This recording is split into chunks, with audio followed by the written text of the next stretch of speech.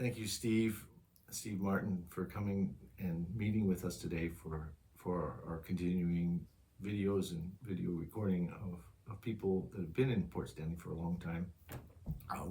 Nora and I are very pleased to talk with you today about your memories here in Port Stanley. Okay, that's fine. So Thank you. Steve, when did you first come to Port Stanley? I came here in 1961. And what brought you here? Well, you want to know the whole story? Yeah, we want to know the I whole was going to story. go to Africa because I heard a lot of story about Africa and I wanted to go there. But the African Council, what do you call them? Anyway, they told me at their office that at the time there was the Mau Mau uprising and it wasn't safe to go there. Which part of Africa were you trying to go to? South Africa, yeah. So they told me it's better not to go there at the time. So I decided to go to Canada. But when did you come to Port Stanley? Because when you first came to Canada, it wasn't here, right? No, the government sent me to Edmonton because they needed people out there for work. Nobody wanted to go out there apparently, I don't know. So that's where they sent me and I got a job there right away. And you were coming from Germany? Yeah. So you came directly to Germany, right to Edmonton, yeah. And then And from that's there, what I you got- worked there for a while and then I worked myself to Toronto. What kind of work did you do in Edmonton? In Edmonton, I was just in a lumber yard. Mhm. And then I worked into the oil field for a while. Oh, okay. And that's pretty much where I learned most of my English. Mm. So you came over here without any English? Yeah, Wow. Good for you. didn't take long though. You know, if you hear nothing else, it's easy. And then you worked at something in Toronto? Then I was working in my trade. Yeah. Yeah, I was a lithographer from trade. Lithographer, yeah. We do the films and stuff for printing. Ah. Yeah. But what brought you to Port Stanley? Well, I always wanted to build a boat. So we were here once on a holiday and we liked it. So we moved to Port Stanley. And when was that? That was in 69, 70. You know, you're talking about we, so Then I was with Jeannie. okay. Yeah. Okay. And did you move, when I first knew you, you were down the street from me on Front Street. Was Yeah. that where you first came to in Port? No. I was on William Street. Yeah. When I lived on William Street and I bought another couple of cottages there. And then we moved up to the house here where you knew where it was. You're following your dream to build a boat. Yeah, yeah. And did that That was start the right reason to come here, yeah. Did that start right away? No, I had to get a job, you know, make sure I had some income so I can build a boat, right? So And what did you work at when you first came to Port Stanley? when I was in Port Stanley, I worked for a company called Art Craft Engravers. They were a big company in my business, in my trade. And from there, I was living in Port Stanley. And then I moved to another company that paid me a little bit more money, so I moved to another company. And there was 3 or 4 owners, and they couldn't make enough money out of that business for all 4 of them. So they trying to sell me the company. Want to know if I was interested. So I saw all their books. The books looked pretty good. So when I thought, well, they have a lot of debt too, so I didn't want to get involved in that. I bought my own equipment. And I started a business on the corner building down here in Port.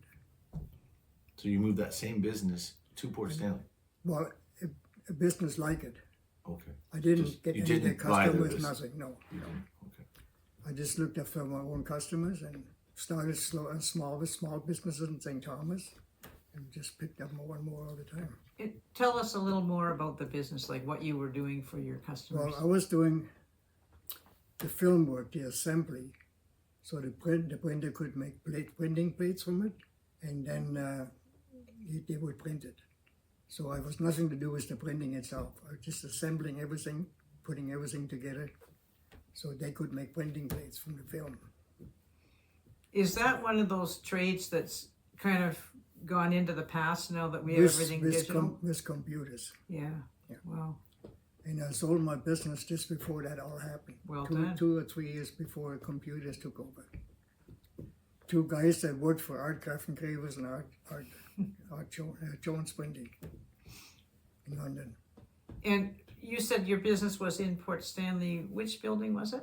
The corner building by the light, the yellow brick building, that's right now closed up. Right. Downstairs and upstairs. Oh. And The old coffee shop, I had about corner 6, coffee. I had about 6, 7 employees. And so when did you shift? Was it when you sold the business that you focused on building your boat, or what? No, I started actually before then. So you built the boat where? Up on Front Street. Tell us That about. house at Front Street. Yeah. We people used to call you the boat people because that was a long-term project. But tell us what the vision was and what you were Well, I was going to doing build there. it and go sailing, go see the world. Like. But it was a huge boat. Tell us a bit more about what you were building. Well, I wanted a boat with lots of room, so I built an old Spanish galleon type boat, and because there's a lot more room in it, more comfortable. It seems counterintuitive to build the boat way up on Front Street as opposed to That's what down most here. people said. But it's the only place I had. You had a yard there. You had, Yeah. you had enough land. Yeah. And what was it going to be, a sailboat then? Oh yeah. Yeah. And total about 10 sails, Wow. 3 masts. Did you design it yourself or? Yeah, made my own blueprints. Yeah. Wow. Figured it all out. And I remember it as a long-term project because you were already working on it before I got there. Tell us, how long-term was it? Well, it took me 8 years, but I only worked on it on weekends and evenings, and if the weather was good. So that's why it took so long. And you did it all yourself. Yeah. And I shouldn't say that. Gene helped me the odd time. yeah, but you didn't have tradesmen that you were bringing No, in, and no. and it was made out of metal. Everybody, when it was in the water, everybody thought it was a wooden boat, but it was a steel boat. Yeah. And so you were welding and all that stuff. Yeah. And that wasn't your trade. How did you know how to do those things? Well, I took a little bit of bridge construction and courses and that. So I had pretty good knowledge of structure. You did that back in Germany. No, Oh. when I was in Toronto, I took some courses. So you've also done, besides the boat building, you started building houses. Oh yeah. I renovated quite a few houses in Port Stanley. Actually, I did a few in St. Thomas too. I lived for 6 months in St. Thomas before I moved to Port Stanley. And there was a real estate guy, Alan Keyes, and he said to me, if I was a younger man, I would go to Port Stanley. was good Because it was advice. the upcoming. You got here before the prices went crazy. Well, yeah, definitely. Yeah. Well, I bought 3 or 4 cottages when I first came here. They were like $2,500, $2,600, $3,000. Wow. Now, I wish I still had them, but people didn't pay the rent in those days, and they didn't look after the buildings. So I sold them again. It was frustrating for you to be a landlord, is that? That's correct, yeah. And I then wasn't going to put up with that. Now I wish I had. so you had those ones on William, Yeah. and then did you buy the building at the corner of Yes. Bridge yeah, and Main? About that, yeah. Yeah. And then you sold that when you got rid of the business. Yeah. And then you bought your places up on Front Street, is that correct? No, I had them when Oh, as well. when I first came here. I bought one of them. But just back to the boat for a minute. So when did you launch it and where did you sail I with it? and launched all it that in stuff? '87. Yeah. Yeah. Here in Port. Yeah. And how did you get it down the hill and everything? I tell us that Well, story. that was. They hired a man, a truck driver. He was actually down in the States. He was wrestling alligators, and the truck driving was new to him. So they sent him up the hill with his tractor trailer. He had no idea what he was getting into. When he got up there, he had no idea how to put it on the trailer or how to turn around even up there and get back down with the boat on it. So the Armhouse crane came with 2 cranes and he put it on the trailer. Wow. And then it took 2 cranes to lift it off too when it got to the water. Because they didn't have any huge cranes in those days, you know. Mm. So they needed 2. The boat was all finished with 50 ton. And the sails, you must have made the sails too, did No, you? no, the sails, I Ordered them? Yeah. But you gave them the specifications or something. Yeah. Yeah. That was the only square decked sailboat that had self-furling sails. Wow. I don't think there still isn't one. And the way that works is you Well, have you a don't have rope to go up. You know, That's right. the chips they have now on the modern sailboats, they pull the line and the sail rolls up, right? So all my square sails were the same way. Mm-hmm. So I never had to go up to put the sails up. It was very advanced. Yeah. And I had 2 steering wheels, one for the rudder, smaller one, and then a larger one right behind it that turned all the sails. It went, there was a rope around the drum where the big steering wheel was, went up in the rigging and it turned all the sails at the same time. Wow. Yeah. I took it out by myself most of the time. Wow. And that was all wood. The masts were wood, or were they steel? More the wood was done by Polite. They made aluminum masts for me, Okay. and they were inserted because it wouldn't get that long, you know. So they made 2 pieces for the big masts.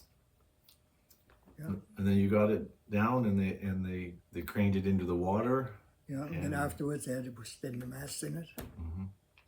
Then you did some test sailing to make Yeah. sure everything was good. Oh yeah, yeah. So you started out sailing it in Lake Erie. Tell us about that. Yeah. Well, I was just going to tell one more thing, but Yeah. you know, Canada yards, wheels yards, a lot of boats. Well, he told me it would never work. Mr. say- Cantor told you that? Oh, okay. Well, it's just, you know, because he saw in Spain they were building boats like that, and one of them rolled over when they put it in the water. So, and that kind of boat would be new to him. You know. But anyway, it was no So problem. you proved him wrong. Yeah. Yeah. And where did you sail it? You started out in Lake Erie. Yeah.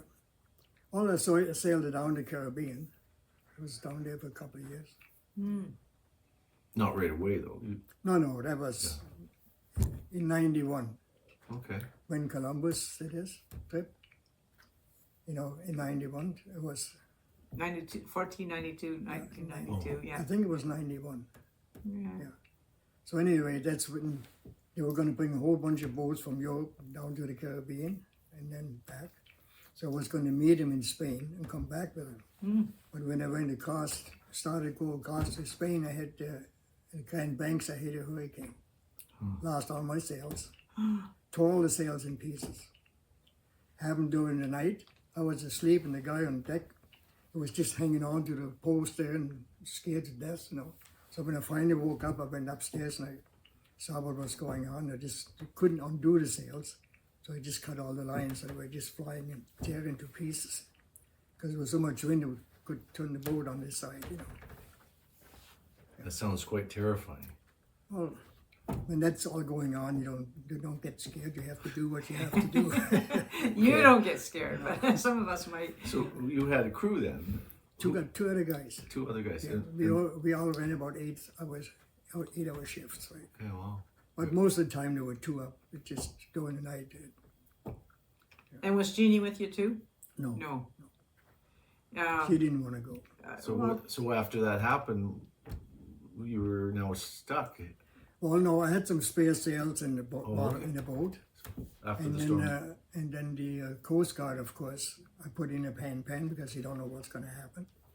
So they flew by every hour to check on us, and then when things slowed down a bit, they actually came with a Coast Guard boat and led us into Halifax, into Nova Scotia.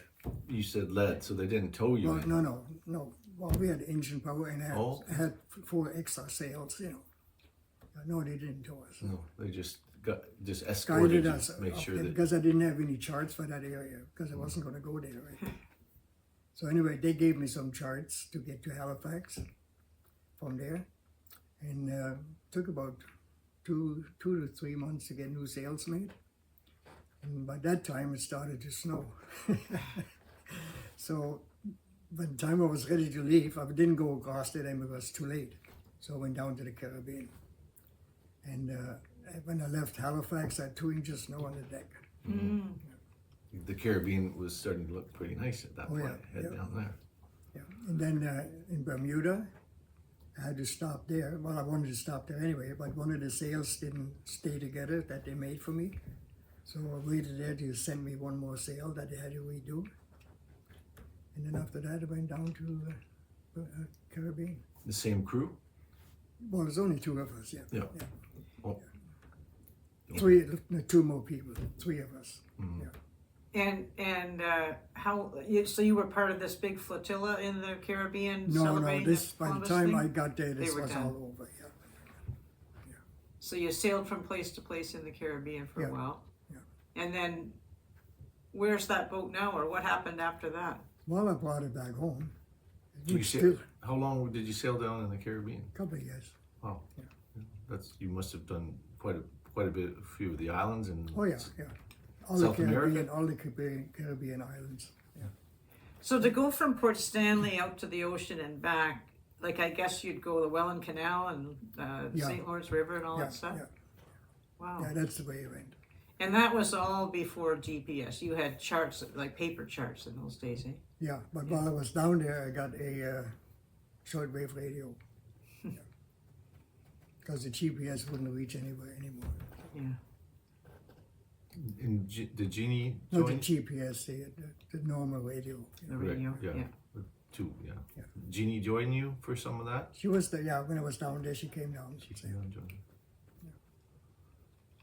Yeah, it was quite a trip, very interesting. Yeah, got a lot to see.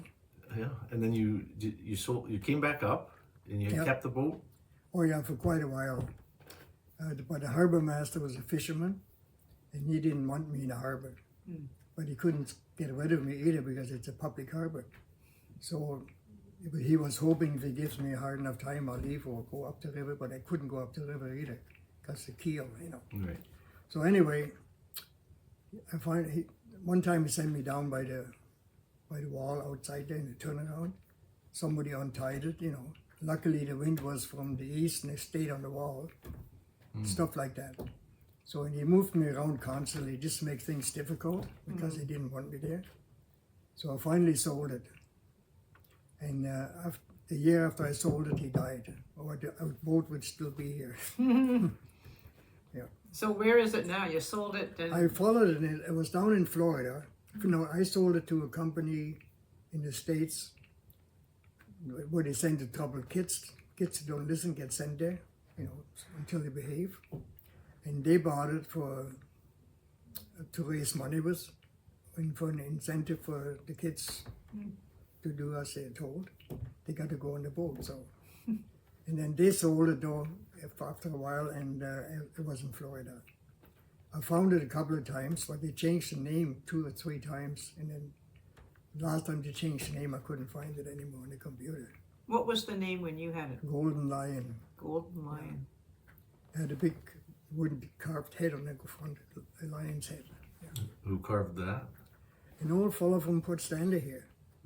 He was cutting trees down and with a chainsaw he was carving different things, and he made it for me. Do you remember his name by chance? No. He was really old then already. He passed away quite a while ago.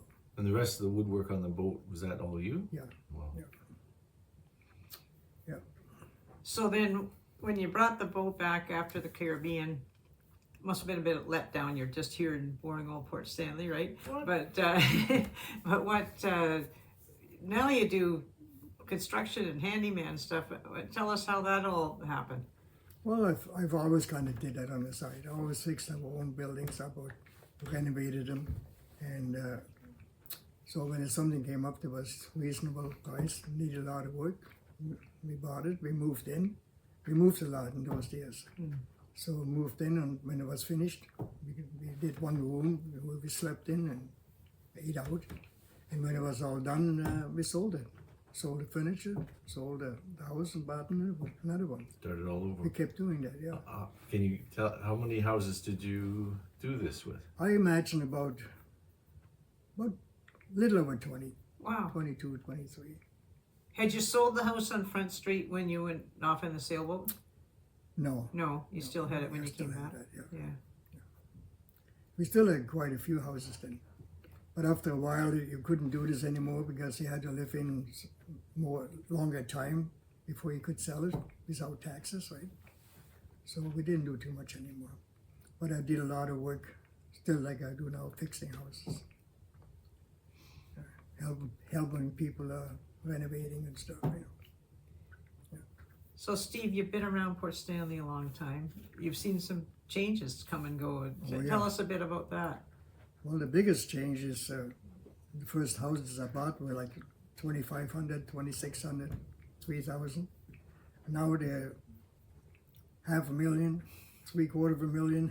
The same houses. Yeah. Yeah. Yeah, even the ones that are still cottages, you know, they're getting 400 and some thousand. Yeah. So it's not a good idea buying them and fixing them up anymore. You have to spend too much money to do it.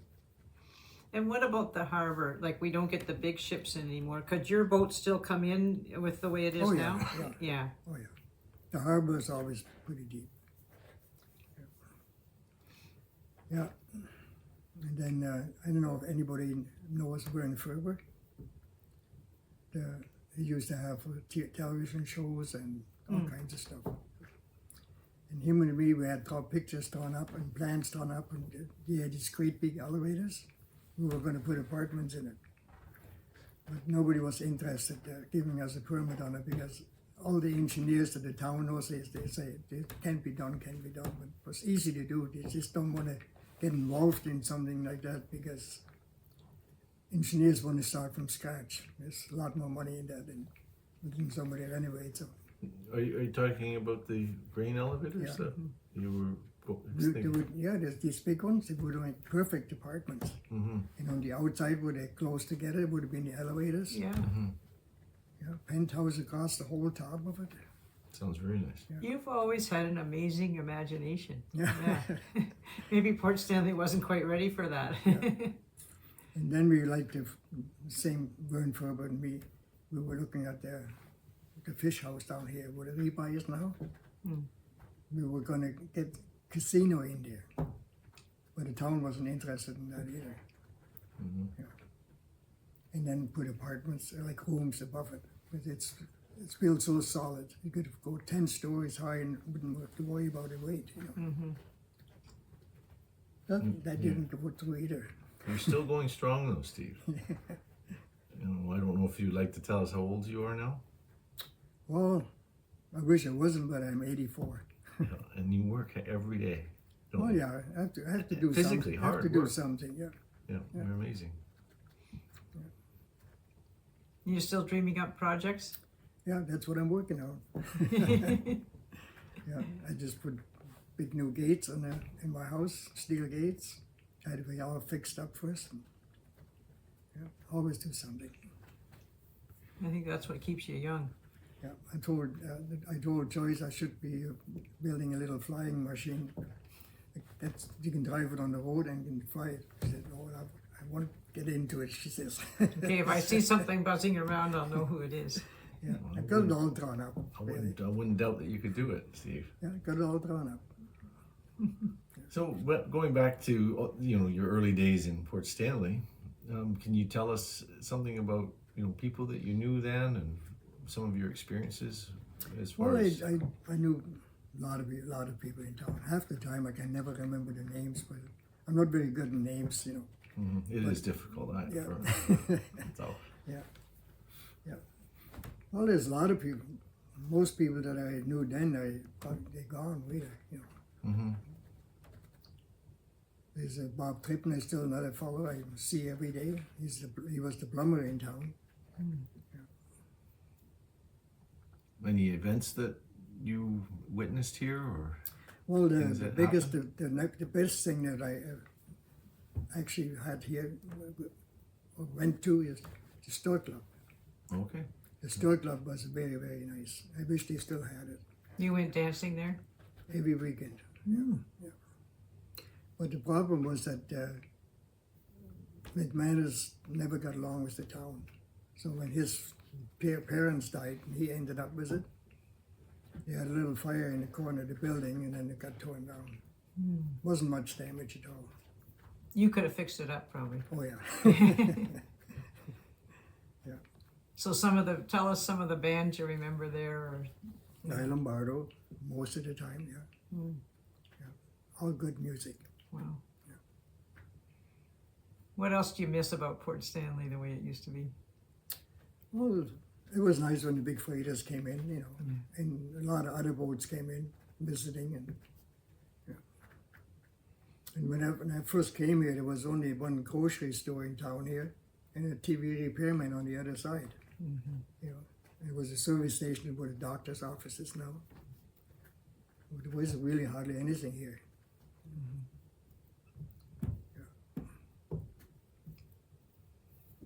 It was a fishing town back then. Yeah. And more industrial for sure. Oh yeah. There used to be like 400 or 500 foot boats coming in here. You know, a lot of them. Did you have anything to do with the shipping? No. No. Anything else you want to share with us about your experiences here? Well, it was always a nice town, a lot going on. Like I feel like once you came here, other than going off in your ship, this was home. You stayed. Yeah. What made you stay? Well, we liked it here. It was nice. It was nice, yeah. By the water. And you could go sailing all the time.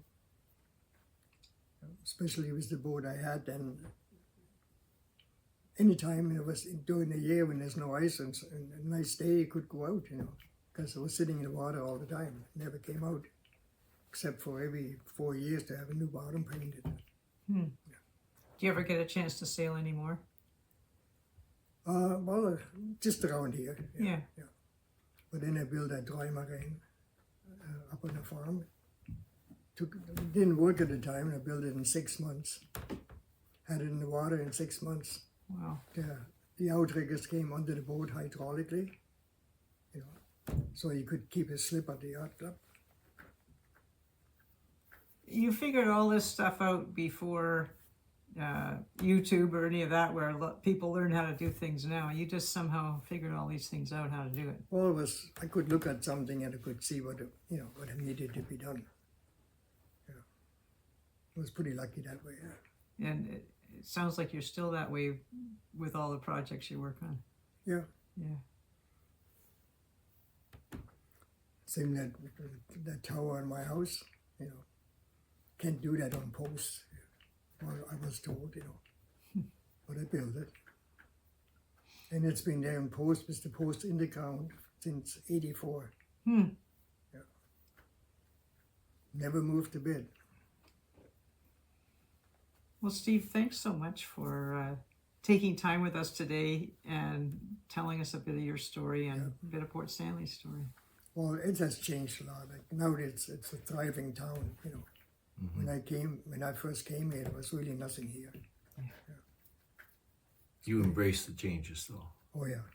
You're a progressive guy. I don't know. Well, they have to happen. You know, it can't stay the way it was. It's impossible. Thank you, Steve. There was about 500 people living here. Thank you very much, Steve. Yeah, but you're very welcome. Yeah. Thank you.